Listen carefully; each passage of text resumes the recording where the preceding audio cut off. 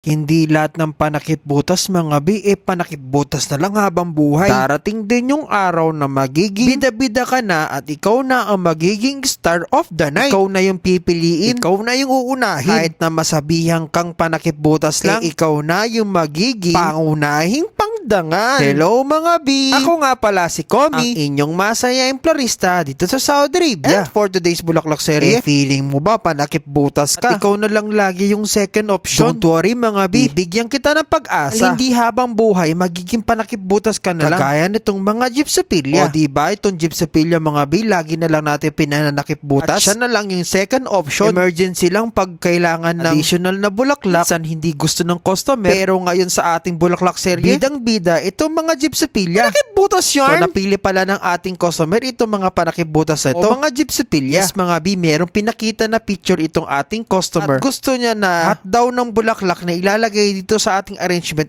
puro mga gypsophilia. Akala niya mga big pork and free na lang ito sa mga arrangement. Magiging konti lang yung babayaran niya. Pero in-explain ko sa kanya na mga ganitong design mga big. Syempre, per-presyon din namin ito ng regular na price. Mga 10 stem pala ng gypsophilia na gamit ko dyan. At kung iisipin mo mga bi, 100 real na yan. Yes mga bi. Actually, mas matrabaho nga yung gypsophilia na flower arrangement. Anyway, sa tapos sa pala natin lagyan ng gypsophilia itong ating arrangement. So, ang gagawin naman natin, irorolyo natin ng isa-isa ito mga pera na dinala ng ating customer. Sabi niya, paano ko daw gagawin? Kaya nakaisip ako ng ating design. Meron kasi akong kaibigan na social climber. Hindi ko na lang babanggitin yung pangalan. Gusto ko kasi na maisip niya na social climber siya. Kaya gawa tayo ng ladder. Gamit itong mga pera, mga bi, pinagdugsong-dugsong ko siya. Dinagay ko siya sa lubid na parang hagdanan. Hindi siya nagpaparinig ha. Kasi may utang na nga. Ano-ano pa yung ginagastos. Hindi pa nagbabayad. Sorry, may ads. Baka hirap lang naman kasi siya mga bi. Kaya eto mga bi, tinulungan na ako ng ating customer. Kami nag-holding hands dyan ha. Kanya na daw yung lubid para agad daw matapos. At pag natapos na, magiging ganito na yung magiging design niya. Tapos mga bi, saka natin isasabit dyan sa may pinaka-tok ng gypsophilia na ginawa natin. O diba, social climbing talaga. Charot lang. Hindi daw naisip ni customer yung gantong design. Tapos yung pinakababa, linagay ko lang ng scotch tape sa ilalim para talagang ma-emphasize. Kaya pwede ka nang umakyat, mag-social climbing. Sprayan na natin para mas maging fresh, mas maging maganda itong ating arrangement. O diba, kahit na gypsophilia mga bi, maganda. Huwag tawa din ng ating customer. Dito sa ating social climbing flower arrangement. Kayo ba mga bi, nagandaan po ba kayo? Siyempre mga bi, comment down below. At siyempre, wag din pong kakalimutan na mag-share ng ating video. Because the more sharing is the more blessings sa katapusan. Please like, comment, and subscribe para sa mas marami pang mga Bulaklak Series. Hatid sa inyo ng one and only na masayaing florista dito sa Saudi Arabia. Siyempre mga bi, walang iba kundi si Komi.